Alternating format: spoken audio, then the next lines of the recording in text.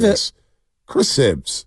He's with our boy Mike Florio, Pro Football Talk. Tight with Kyle Shanahan. Played with him at Texas when he was the quarterback. That's his Kyle boy. Shanahan. They have matching tattoos. Matching tattoos. Yes. So, and Chris Sims, obviously the son of Phil Sims, who moved on from CBS. He was with our boy Ahmed Fareed. Ahmed Fareed for NBC. Okay. For NBC. Chris Sims. Wow. He talked about the Ricky Pearsall pick and the dynamic, the power structure with the 49ers. I want to get your thoughts on this. Who's Chris Sims with our boy Ahmed Fareed discussing the 49ers power structure when it comes to the draft and free agency? This is much respect for John Lynch, right? Big part of the organization. Now, this is the thing where I've told people this sometimes, and I still think they're shocked about this or they don't understand this, right? Kyle Shanahan's picking the players. Kyle Shanahan is the GM of the 49ers. He has absolute total power, right? So it's not the way to take away anything from, a John Lynch or just like a Brett Veach of Kansas City. Andy Reid gets final power call, right? There's a few of those in the NFL, right? So it ain't Peters or Lynch. It's Shanahan, then it's Lynch, and then it was Peters when he was there. Interesting. So, and again, Chris Sims is tight with Kyle Shanahan. He's very tight, but we don't know. They've been wrong about a lot of things. Well, he did say Mac Jones was the guy, too. The fact that he said, you think that John Lynch made the call on drafting Ricky Pearsall at 31 when nobody in the freaking world, make sure I get that right, freaking world, because it doesn't say freaking, thought he was worthy of that pick? I mean, we've all thought Shanahan has the final say on these picks. He gets the players that he wants. Now, what's Lynch's role? Do they do the collaborative effort? Or they do, group project here where we all decide that hey, let's pick straws or raise our head? Is John Moore into the defensive side because that's the side he played with? Is Kyle Moore the offensive side? There's always a give and take. But it's symbiotic. So they're both going to get credit. They're both going to get blame when these things fail. But part of the thing is, and kind of you can liken this with the Warriors and stuff like that. I know it's a little different. I know Steve Kerr is probably not as involved as, Bob Myers or Mike Dunleavy was there. But Joe Lacob and his sons were having some say in there. Whose pick was James Wiseman, right? Stuff like that was a conversation for a long time. So, yeah, it's always going to be, and it's funny when this happens because I feel like when the picks fail, I do feel like we do pivot to the head coach and saying that was Kyle's guy, Bonte. Yeah. When they hit, John Lynch, that was tremendous. Oh, my gosh. Right? Oh, my gosh. We do that a lot here, it feels like. Well, Shanahan was hired first, and he got to choose the GM that he wanted. That's true. And they wanted John Lynch. So it doesn't surprise me. And I'm with the 925 That doesn't always happen. That doesn't always happen, by the way. Sometimes the owner wants to hire both GM at the same time. Yes. Yep. So 925, Xfinity Mobile text line.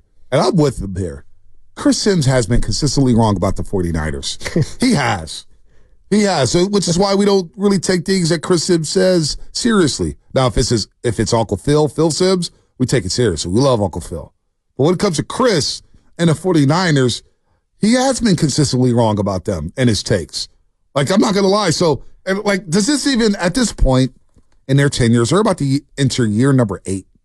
Does it even matter? Does anybody care who is making a final say on draft picks? Do you even care that it's Lynch or Shanahan? Because I don't anymore. I don't care. They've gone to 2 Super Bowls, so conventional wisdom, and they've been very close, and they were leading in the fourth quarter in both of those Super Bowls.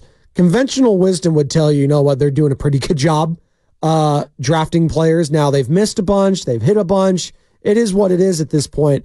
And they have only re-signed one of their first-round picks to an extension, that being Nick Bosa. Obviously, they're hoping to do that this offseason with Brandon Ayuk, obviously a first-round pick out of Arizona State a couple of seasons ago. So, man, I really don't think it matters that much in today's age. Like Belichick, was Belichick a great drafter? No. I mean, but yeah, you could say he has. I mean, first look round, at all those players he had on. But a lot of those were holdovers from Parcells or whatnot. He liked to attack the free agency, but stuff like that. He did groom some of those DBs when he coached with Parcells as an assistant. Al Grove was a D coordinator when they went to the Super Bowl and lost to the Packers. The amount of credit we're giving the 49ers for finding Brock Purdy, we got to give the same thing to finding Tom Brady, I guess, because he was the guy in charge when they made the draft pick. Right. But to your point, Bonte, overall, I don't think it matters if the head coach is making that decision. Right. If they have the track record that they've shown to getting you to the Super Bowl, then what's the problem here? Yeah, to me, I don't. If people do 888-957-9570, that's fine, but I don't. I personally don't even care anymore because we're in year 8 and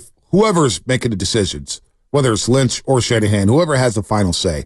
Like, to me, I don't care because they put together one of the best rosters in the NFL.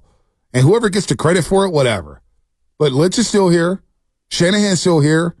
Adam Peters has moved on. Rand Carthon's moved on. How much credit are you going to get? They all have their priorities, right? They all have their scouting expertise, and they like this guy. Maybe one guy likes this guy more than the other one. And they're like, you know what? Let's roll with it. But at the same time, at this point in their tenure, I personally don't give a damn no more who's making the final say. All we care about is, are they going to win the Super Bowl? Yes or no? And it doesn't matter who plays quarterback. I said this all offseason last year when they signed Sam Darnold.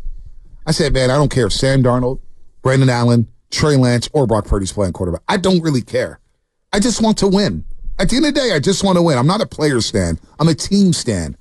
You know what I'm saying? It's funny because this is hypothetical, but that's what we do on Sports Talk Radio. We talk hypotheticals. If Brock Purdy didn't hit, if they didn't have that and Trey Lance was a bust, then there would be a conversation. Because then you are talking about Kyle Shanahan trading all that draft capital and then drafting Trey Lance, a guy who, you know what, he was your hand-picked guy for this offense, and it didn't work out, and it would have failed.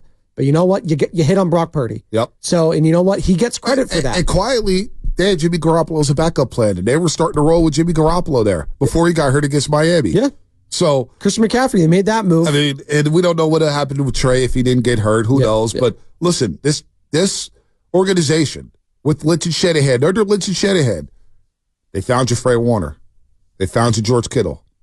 They made the shrewd move to trade for Trent Williams, right? You signed Kyle Juszczyk from the Baltimore Ravens. He's been one of the best fullbacks, if not the best fullback, over the last 5-6 years. He's a perennial Pro Bowler, right? You find all these running backs. You know, you make these running backs work. You find linemen. You know, when everybody's banging the table for first-round picks on linemen, they go the other way, and they find linemen. They average 29 points a game on offense. They found Ayuk. They found Debo. You know what I'm saying? You look at Drake Greenlaw, who's coming back, 5th-round pick. Hufanga, late-round pick. So whoever is making the final decision, who cares at this point? Why is it still a talking point? It feels like this should have been it was a talking point like 3 years ago, 2 years ago. But now, I bet you if you polled all these Niner fans walking down the street, hey, do you care who's making the final decision, Lynch or Shanahan? Like, Carter, you're a Niner fan. Do you care anymore who's making the final decision? No, I mean, I think their picks have been decent. I mean, they've got one of the best rosters in the league. Yes. So I don't think anybody really cares anymore about that. Maybe Chris Sims still cares about it. Well, maybe you just bring it up, and we're reacting to it because it's 49ers news, and you know what? Maybe it's not news at all. Maybe it's something we've been talking about ad nauseum, as you've pointed out here for a while. I'm just thinking about this team right now and where they are at, coming off a Super Bowl loss, another one to the Kansas City Chiefs in overtime, and you got Brock Purdy in this contract looming. I do believe now more than ever, though, you need to be hitting on some of these picks. Yep. Like Ricky Pearsall better work out because you're going to start paying a guy an exorbitant amount of money. We think. Now, I know you and Shasky are a little pump the brakes on this because this is a massive season for Brock Purdy. Oh, we're not just sliding in that he's going to be the highest paid quarterback in the NFL after this season. When the owner comes out and says that he's going to reset the quarterback market, we all go, whoa. Let the season play out first. He had one full season under his belt. Let's get that second full season as starting quarterback under his belt before we start talking about Patrick Mahomes type of cash, Joe Burrow, Justin Herbert. Now, he was an MVP candidate last year. I get that. But I do truly believe if they pay Brock Purdy, Monte, like we think we're going to pay him, that's going to be the toughest task and test for John Lynch and Kyle Shanahan when it comes to rebuilding, retooling, and reshaping this roster around him. Because you got to get that financial Tetris going on. Well, let's see how it works. The NFL season could play out completely different. You never know. Purdy, that's why I love the NFL. And that's the expectations, too, with Brock Purdy. Are the expectations for him this season? Is it going to be to match what he did last season? He had one of the best seasons for a 49ers quarterback in the history of the franchise. Set the bar high. Most passing yards in a season. The touchdown passes, the lack of interceptions. Does he have to meet those expectations? Because resetting the quarterback market, we're talking Joe Burrow, we're talking Mahomes, we're talking Josh Allen. That's big boy money. We'll see about that. It's a lot. And then I'm looking at those teams right now, too, when you don't win it all and you're paying the quarterback that much money, it starts to get very tough. Hard feelings are going to be met. You're looking at the Bengals right now. T. Higgins, think he's happy right now with his situation? But you got Jamar Chase, and you got Joe Burrow, Justin Herbert, and the Chargers. Don't get it twisted. The light is going to be shining on Justin Herbert now. There are no excuses. I don't want to hear that there's no Mike Williams or Keenan Allen or stuff like that. You got your guy and your head coach that you wanted forever, Jim Harbaugh.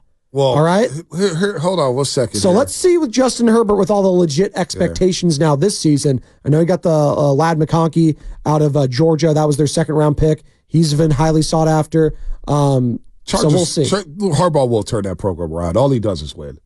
I mean, I know he didn't win the Super Bowl. Are you expecting the first season they're going to be a playoff team? Are you locking that in? I think they can make the playoffs. I'm not going to lock it in yet. Okay. Not yet. But it's all on Justin Herbert. How good are you? How good are you? You're tasked with elevating players around you. Last year was the year. If you're going to win the AFC West and you weren't the Chiefs, that was the year. And they left it wide open. The lead. I'm so sick of the Kansas City Chiefs too because it was on a silver platter for the league to knock them off their high horse. But I don't want you to go there. I lived it. Okay, I lived it. I lived it to the point where I say this again: if the Niners in the NFC Championship game, and I see Kansas City on the other side of the AFC Championship game, and the AFC Championship game is later than the NFC Championship game this year, I don't know if I want to win and go play the Kansas City Chiefs in the Super Bowl. I don't want what? I don't want to go through those 2 weeks. To be the man, you got to beat the man. That's what we're saying. Is that man unbeatable is what you're saying? We're risking going 0-3 against the Chiefs in the Super Bowl? 0-3? I don't want those problems. You're entering like John Elway Broncos territory early on